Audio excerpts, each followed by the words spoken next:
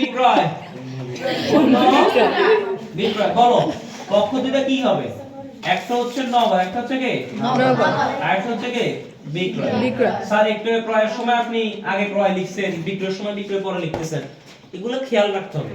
ক্রয় হইলে সব সময় ক্রয়টা কি লিখবা আগে, কারণ ক্রয় সব সময় কি হয় ডেবিট হয়। বিক্রয় করলে বিক্রয় লিখবে কি পরে, কারণ বিক্রয় অলওয়েজ কি হয় ক্রেডিট। হিসাব বিজ্ঞানের নিয়ম হচ্ছে ডেবিটটা আগে লিখতে হয়, ক্রেডিটটা কি লিখতে হয় পরে। এগুলো ধীরে ধীরে আমরা শিখে যাব। ওকে, এবার বলো নগদ কি হিসাব?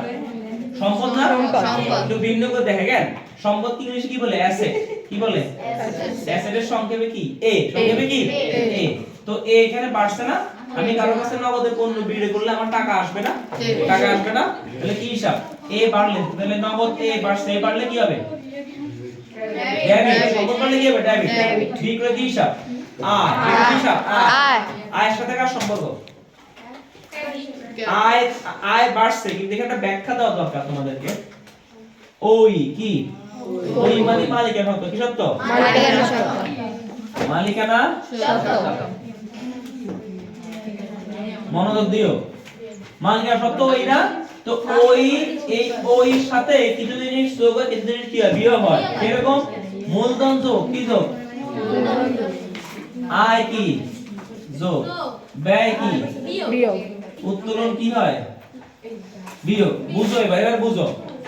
বিক্রয় কি হিসাব? আয় হিসাব। কি হিসাব? আয় হিসাব। আয় আয় বাড়লে ওই কি যায়? বেড়ে যায়। বাড়লে কি বেড়ে যায়? আচ্ছা আমি কি এই ব্যাখ্যাটা এখন দিব? তোমরা নিতে পারবে এটা এখন? মানে বুঝবা কি না?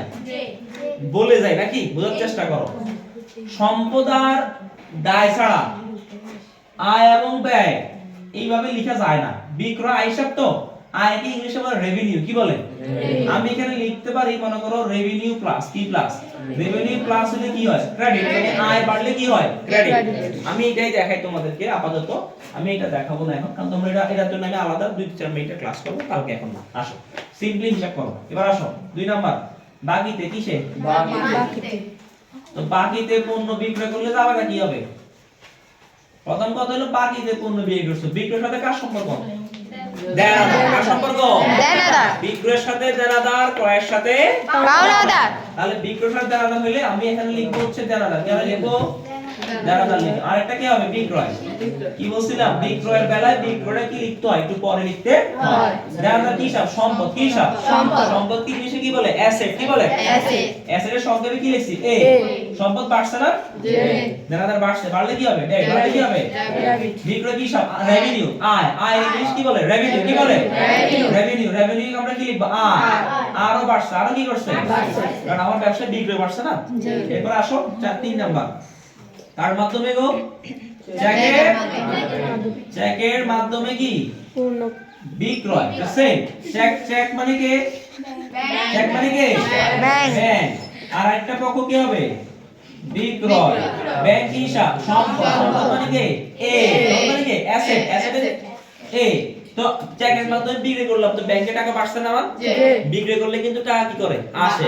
তো সম্পদ বাড়লে কি হবে? প্লাস। প্লাস মানে কি? ডেবিট। সম্পদ বাড়লে ডেবিট। বিক্রয় মানে কি? রেভিনিউ। রেভিনিউ মানে কি? আয়। লিখবো কি? আয়। আরো বাড়ছে, আর বাড়লে কি হবে? ক্রেডিট। আর একটা আছে, সেটা হচ্ছে কি? বিলের মাধ্যমে বিক্রয়। কার মাধ্যমে? বিলের মাধ্যমে বিক্রয়। তো একটা হবে কি? প্রাপ্য বিল। কি হবে? কারণ আমি যখন বিক্রয় করব তখন তার কাছ থেকে টাকা কি করব? পাবো। সে আমাকে টাকাটা ভবিষ্যতে দিবে। আর যখন দিবে তখন কি বিল? প্রাপ্য বিল। কি বিল? আর একটা হচ্ছে বিক্রয়। একটা কি? প্রাপ্য বিল কিন্তু সম্পদ। প্রাপ্য বিল কিন্তু কি? সম্পদ। সম্পদ মানে অ্যাসেট মানে এ, বাড়লে কি হবে? ডেবিট। আর বিক্রয় কি হিসাব? আয়। আয় মানে রেভিনিউ। রেভিনিউ বাড়লে কি হবে? ক্রেডিট। কি সংক্রান্ত আমরা দেখলাম আমরা এখানে?